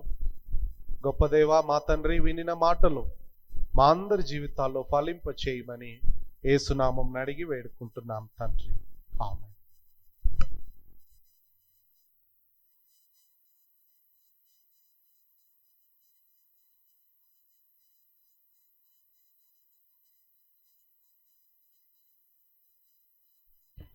స్నేహితులారా, అందరం లేచి నిలవబడి 24వ పూటలో ఉండిన అపోస్తలుల విశ్వాస ప్రమాణమును చెప్పుకునుట ద్వారా వినిన వాక్యమును బట్టి మన విశ్వాసమును బలపరుచుకుందాం. పరలోక భూలోకముల సృష్టికర్తయగు సర్వశక్తిగల తండ్రి అయిన దేవుని నేను నమ్ముచున్నాను. ఆయన అద్వితీయ కుమారుడును మన ప్రభు అయిన యేసుక్రీస్తును నమ్ముచున్నాను. ఈయన పరిశుద్ధాత్మ వలన కన్యయగు మరియ గర్భమున ధరింపబడి ఆమెకు పుట్టెను. పొంతి పిలాతు కాలమున బాధపడి సిలువ వేయబడి చనిపోయి పాతిపెట్టబడి అదృశ్యలోకంలోనికి దిగను. 3వ దినమున చనిపోయిన వారిలో నుండి తిరిగి లేచి పరలోకమునకెక్కి సర్వశక్తి గల తండ్రి అయిన దేవుని కుడి చేతి వైపున కూర్చుని ఉన్నాడు. సజీవులకును మృతులకును తీర్పు తీరుష్టకు అక్కడి నుండి ఆయన వచ్చును. పరిశుద్ధాత్మను నమ్ముచున్నాను. పరిశుద్ధ సార్వత్రిక సంఘము, పరిశుద్ధుల సహవాసము, పాప క్షమాపణను, శరీర పునరుత్థానం, నిత్య జీవమును నమ్ముచున్నాను. ఆమేన్. అందరం మోకరించి ఉండగా 6వ పూటలో ఉండిన విజ్ఞాపన ప్రార్థనలు చేయబడును. ప్రతి విజ్ఞాపన పిదప ప్రభువ కనికరించుమని సంఘం విధిగా చెప్పవలనని మనవి చేస్తూ ఉన్నాం.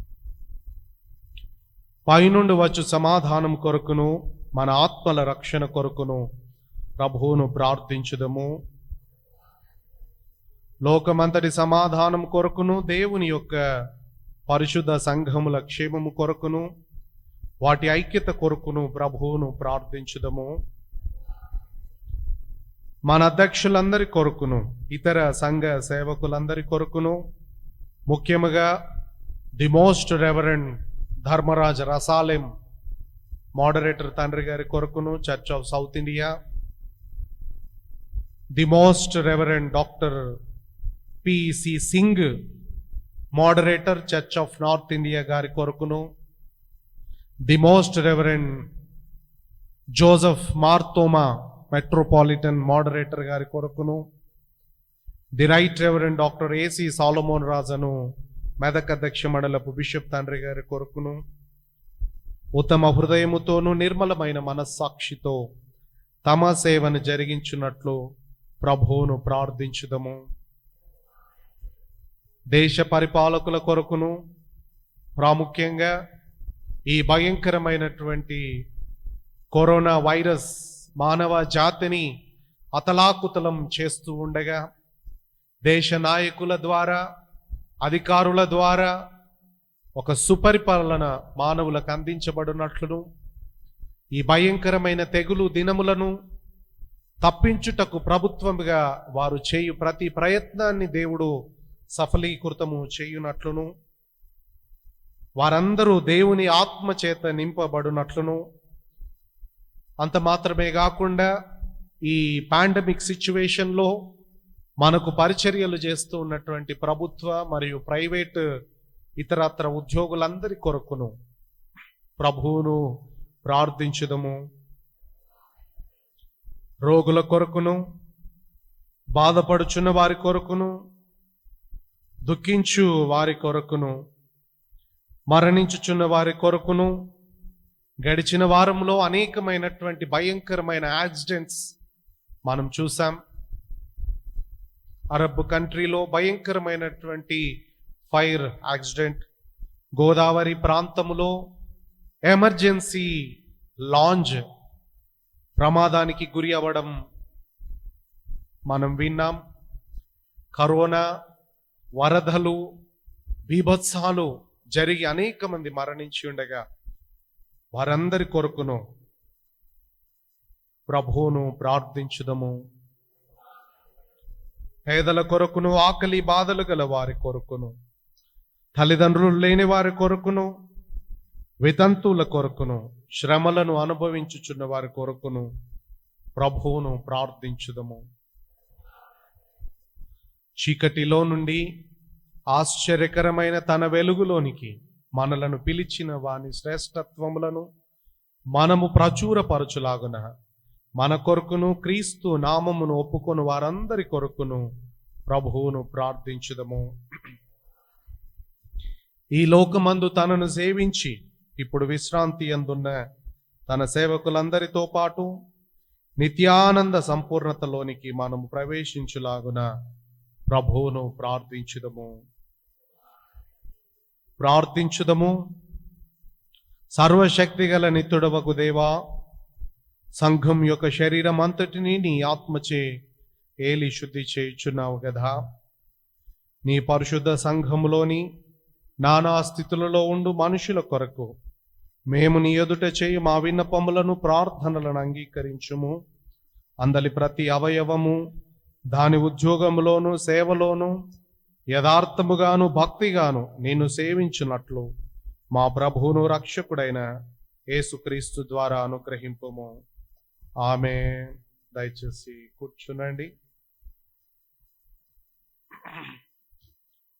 స్నేహితులారా, తిరిగి అందరము కలిసి కీర్తనల పుస్తకంలో నుండి 447వ కీర్తన, సృష్టిపిత సర్వోన్నత, ఈ కీర్తన పాడుతూ ఉండగా ఆలయంలో ఉన్నవారు కానుకలు సమర్పిస్తారు. మిగతా వారు కూడా మీ వీలు పరిస్థితులను బట్టి ఈ దినం సాయంత్రం 4-5 గంటల మధ్య ఆలయ ప్రాంగణంలో మీ కానుకలు తీసుకొనబడతాయి. దయచేసి ఎవరన్నా రావాల్సిన వారు ఉంటే దయచేసి వచ్చి కానుకలు సమర్పించవలసిందిగా కోరుతూ ఉన్నాం. 447వ కీర్తన. సృష్టిపిత సర్వోన్నత సమర్పితో సర్వస్వము. సృష్టిపిత సర్వోన్నత సమర్పింతో సర్వస్వము. భూమి ఆకాశము నీవే, భూధర శిఖరములు నీవే, భూమి ఆకాశము నీవే. భూధర శిఖరములు నీవే, భూప్రజలు నీవారే, భూప్రజలు నీవా. బలశౌర్యములు నీవే, సృష్టి పితా సర్వోన్నత, సమర్పింతు సర్వస్వము. మా వెండి బంగారములు నీవే, మాకున్న వరములు నీవే. మా వెండి బంగారములు నీవే, మాకున్న వరము నీవే. మా దేహముల్ మా గేహముల్ మా దేహముల్ మా గేహముల్ మా జీవితము నీవే. సృష్టి పితా సర్వోన్నత, సమర్పించు సర్వస్వము.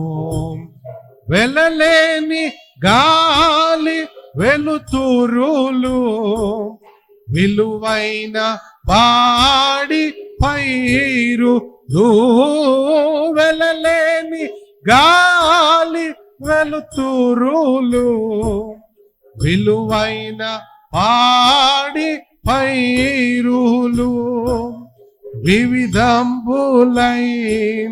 దీవెనలు, వివిధంబులైన దీవెనలు.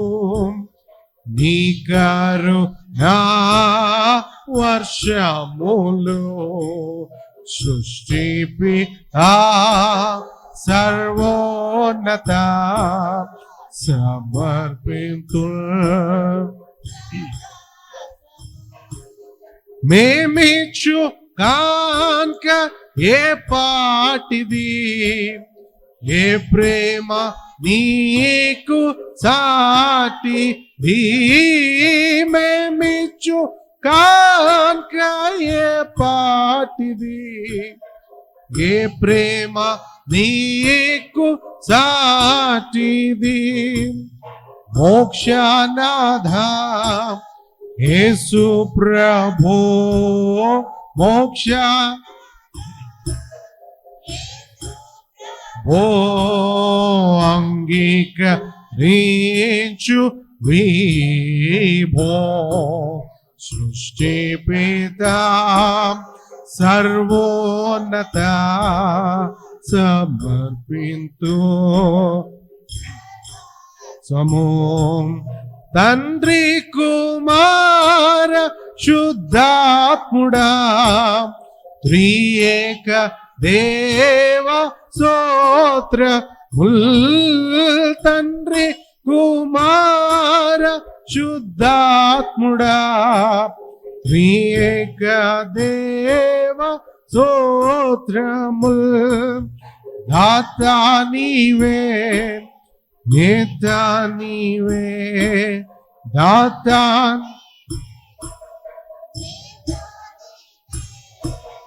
దేవాది దేవుడవే. సృష్టి పితా సర్వోన్నత, సమర్పింతు సర్వస్వము. ప్రార్థించుదము. మా జీవ ప్రదాతవైన తండ్రి, మేము ఈ దినం సజీవులుగా ఉండగలిగినామంటే మీరు మా ఎడల చేసిన మహత్తరమైనటువంటి కృప. లోకమంతా కూడా మానవ చరిత్రలో ఎన్నడూ ఎరగనటువంటి భయంకరమైనటువంటి దినాలు. ఈ భయంకరమైన కరోనా వైరస్ కోవిడ్-19 ప్రభువా జీవితాలను ఛిద్రం చేస్తూ ఉండగా, మా రక్షకుడవు, ఈ భూమి పోషకుడవు, భూమిని పరిపాలించువాడవునైన తండ్రి, సృష్టికర్త అయిన దేవా, మీ వైపు మేము చూస్తున్నాం రిక్త హస్తాలతో. భూమియు దాని సంపూర్ణతయు, లోకమును దాని నివాసులు యెహోవావే. మేము నీవారం, నీ చేత నిబంధన చేయబడిన ప్రజలం, నీ చేత వెలపట్టి కొనబడిన సంఘం గనుక ప్రభువా, మమ్మలను ప్రత్యేకంగా దృష్టించండి. ఈ తెగులు నుంచి మమ్మను విడిపించండి. ఈ పరిస్థితుల నుండి మమ్మలను చక్కపరచండి. ఈ కరోనా వైరస్ యొక్క ఉధృతిని, తీవ్రతను తగ్గించి మానవ జాతి మరలా సాధారణ పరిస్థితులు ఎదుర్కోవడానికి, జీవించడానికి సహాయము చేయమని ప్రార్థిస్తున్నాం. క్లినికల్ ట్రయల్స్లో ఉన్నటువంటి వ్యాక్సిన్లన్నిటినీ విజయవంతం చేయండి. ప్రతి వ్యాక్సిన్ ప్రపంచంలో ఉన్న అట్టడుగు ప్రజల వరకు చేరునట్లు పాలకులకు మీ దర్శనాన్ని అనుగ్రహించండి. మీ కృప దయచేయమని ప్రార్థిస్తూ ఉన్నా. దక్షిణ ఇండియా సంఘం, ప్రాముఖ్యంగా ఈ యాజ్బెస్టస్ యునైటెడ్ చర్చ్, మాలో ఎవరికి కూడా మా తండ్రి ఈ వైరస్ అంటకుండా మీరు కాపాడుతూ వచ్చిన విధానాన్ని బట్టి వందనాలు. ఎవరైనాను తెలియక, ఇంకా మా తండ్రి మాకు ఎరగక ఈ వ్యాధి బారిన పడి ఉంటే వారిని దర్శించి సంపూర్ణమైన ఆరోగ్యం, స్వస్థత మీ నామమును అనుగ్రహించుమని ప్రార్థన చేస్తూ ఉన్నా. మమ్మును, మా కుటుంబాలను, మా పరిచర్యలను, మా సంఘాలను దీవించి దయగల ప్రభువా, మీ సన్నిధి మాకు అనుగ్రహించండి. సమర్పించబడిన కానుకలు, వచ్చిన విశ్వాసులు, టెక్నికల్ టీం అంతటిని దీవించి మీ రాజ్యవ్యాప్తిలో ఇంకా బలంగా వాడబడుటకు మా అందరికీ మీ పరిశుద్ధాత్మ సన్నిధి, ఇదిగో మీ కృతజ్ఞత భావం మాకు దయచేయమని యేసు నామం అడిగి వేడుకుంటున్నాం తండ్రి, ఆమేన్. పరలోకమందున మా తండ్రి, నీ నామము పరిశుద్ధపరచబడును గాక, నీ రాజ్యం వచ్చును గాక, నీ చిత్తము పరలోకమందు నెరవేర్చినట్లు భూమి యందు నెరవేరును గాక. మా అనుదిన ఆహారం నేడు మాకు దయచేయి. మా ఎడల అపరాధములు చేసిన వారు మేము క్షమించిన ప్రకారం మా అపరాధములను క్షమి. మమ్మను శోధనలోనికి తేక దుష్టు నుండి తప్పించు. ఎందుకనగా రాజ్యము, శక్తి, మహిమ నిరంతరం నీవై ఉన్నావు స్వామి, ఆమేన్. మన పరలోకపు తండ్రి అయిన సర్వశక్తి గల దేవుని ప్రేమ, నన్ను జ్ఞాపకం చేసుకున్నటకై దీనిని చేయడని ఆత్మరూపిగా మనతో ఎల్లప్పుడూ ఉండు దేవుడైనటువంటి కుమారుడైన క్రీస్తు యొక్క ప్రేమ, వీరిరువురు ఏకాత్మైన పరిశుద్ధాత్ముని యొక్క సన్నిధి సాంగత్యం సంఘానికి, సమాజానికి, ప్రస్తుత పరిస్థితులన్నిటికీ తోడు నీడై ఉండును గాక, ఆమేన్. అందరికీ వందనాలు. Thank you.